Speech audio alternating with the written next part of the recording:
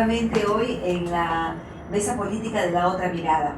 En esta oportunidad me acompaña Eda Aguilar. Ella es especialista en temas de infancia, ha trabajado muchos años en temas de familia, básicamente en el tema de adopciones, tema muy difícil y creo muy importante en el país.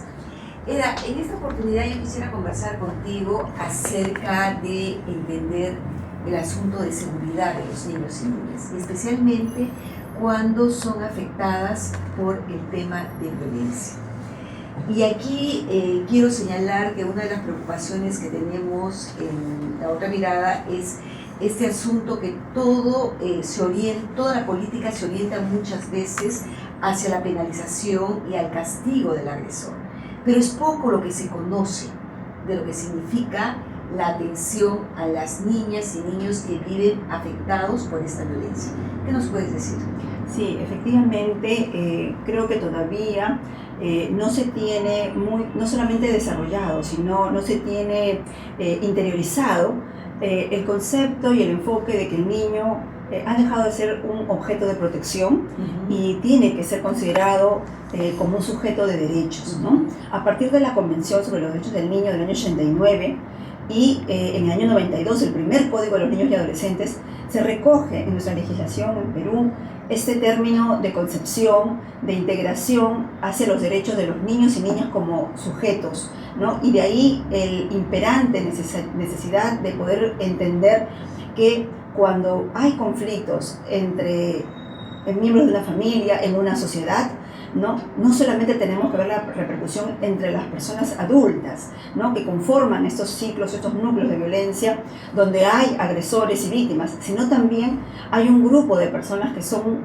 importantísimos darles una mirada, que son los niños, niñas y adolescentes, mucho más ligados a estos entornos de violencia. Sí, pero ¿cómo tú ves, Eda, cuando esto, por ejemplo, muchas veces se discute el tema de los niños y la primera respuesta que surge es que a los niños lo cuide la familia y es el papá y la mamá los responsables, lo que tienen que ver? Te lo digo por el tema que se está discutiendo el Código del Niño Adolescente, por ejemplo, ¿no?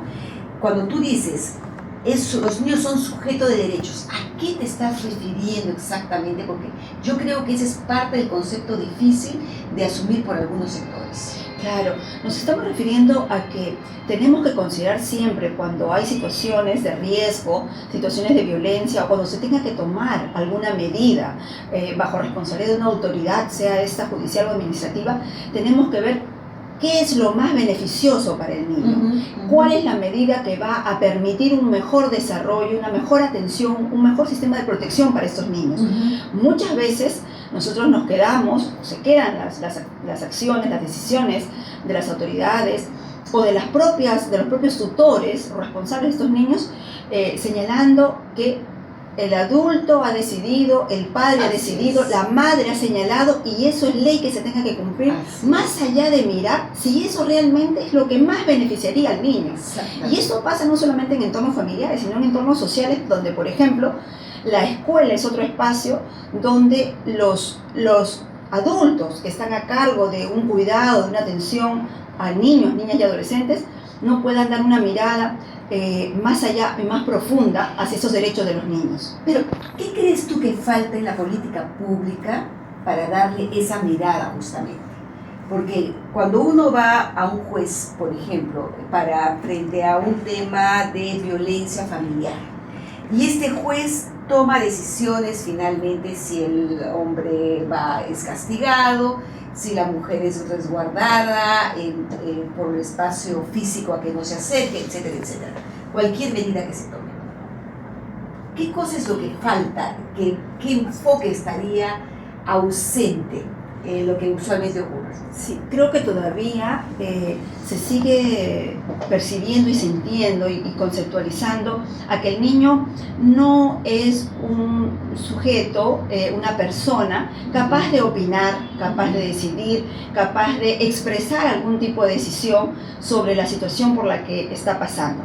Y entonces no valoramos esa opinión del niño y mucho menos la consideramos en la toma de decisiones cuando tenemos que resolver un conflicto donde ellos son parte de esta situación, sea como testigos o sea como parte directa de afectación. Entonces seguimos percibiendo en que el niño no tiene voz, ¿no? el niño no debe ser escuchado, el niño no es suficientemente maduro, el niño no tiene autonomía, y entonces seguimos viendo a los niños, niñas y adolescentes como ciudadanos de segunda clase, si es que aún lo vemos como ciudadanos inclusive. Sí, pero además yo creo que todavía el concepto de niño es demasiado grande, ¿no es cierto? Y a veces no se identifican que hay grupos de edad también en los niños que paulatinamente pueden comenzar a tomar decisiones.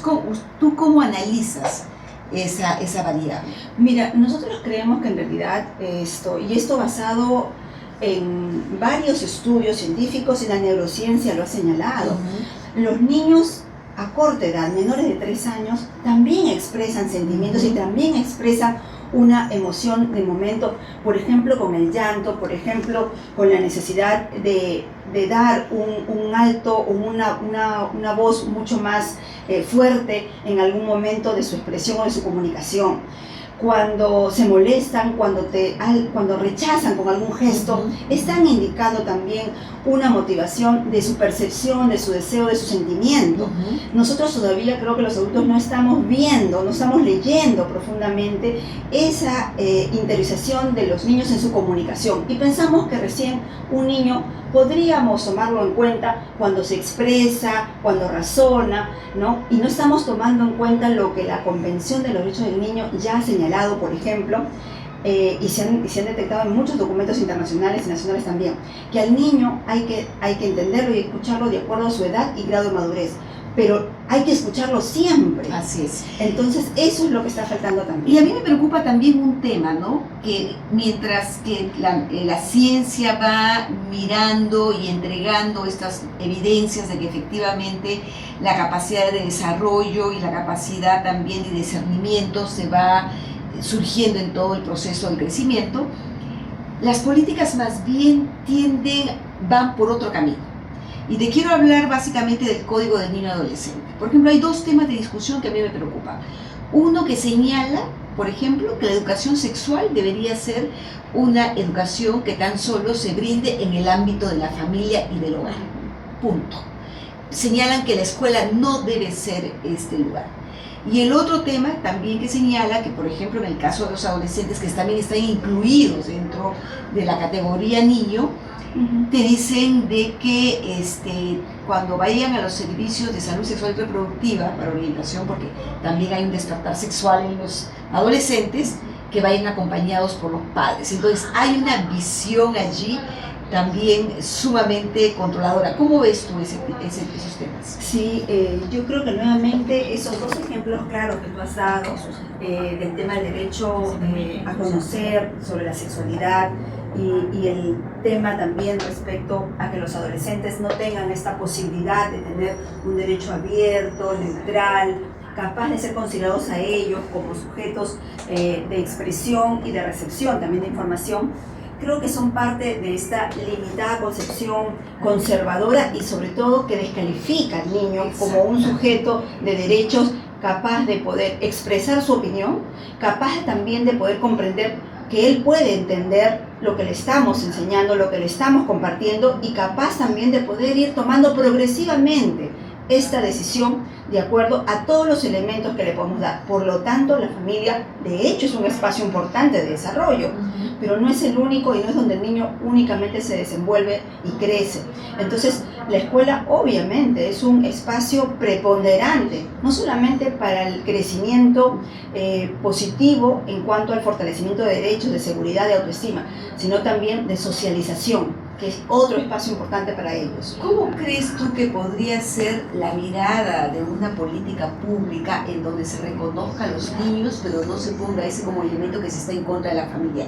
Porque también hay allí un enfoque muy restrictivo, porque yo soy de la opinión que efectivamente que los miembros, por cada uno de los individuos, hombres y mujeres, niños y adultos que estén protegidos dentro de la familia, van a tener mayor capacidad de tener una interacción en condiciones de igualdad y por lo tanto ese es un elemento que puede fortalecer familias. Pero hay quienes piensan que más bien el tema de la familia es un mundo aparte y las reglas internas sean las que definan su existencia, su definición. Y esas reglas internas las ponen los adultos normalmente, ¿no? Entonces, claro, lo que Pensamos es que las familias, porque acá hay que hablar en términos plurales además, ¿verdad? Las familias son un espacio de socialización y de interrelación y vinculación. Pero tenemos que ver no solamente ese espacio importante de desarrollo de las personas, sino tenemos que ver quiénes son miembros de estas familias. Y cada miembro, sean niños, niñas, adolescentes, jóvenes, adultos mayores, hombres y mujeres, ¿no es cierto? Tenemos que verlas en su particularidad para poder generar espacios de desarrollo democráticos, espacios de desarrollo armónicos y espacios de desarrollo donde todos y cada uno de ellos pueda tener un pleno desarrollo para su vida. Te voy a hacer una última pregunta y espero que me la puedas contestar. En este contexto que tú señalas, las familias diversas, las familias que se constituyen de personas del mismo sexo, ¿son una amenaza para los niños? La amenaza para los niños serán siempre aquellas personas, ¿no es cierto?, o grupos de personas que no respeten los derechos de los niños, que no lleguen a entender y comprender esta condición de niño como sujeto de derecho. Totalmente coincidimos. Gracias. Muchas gracias.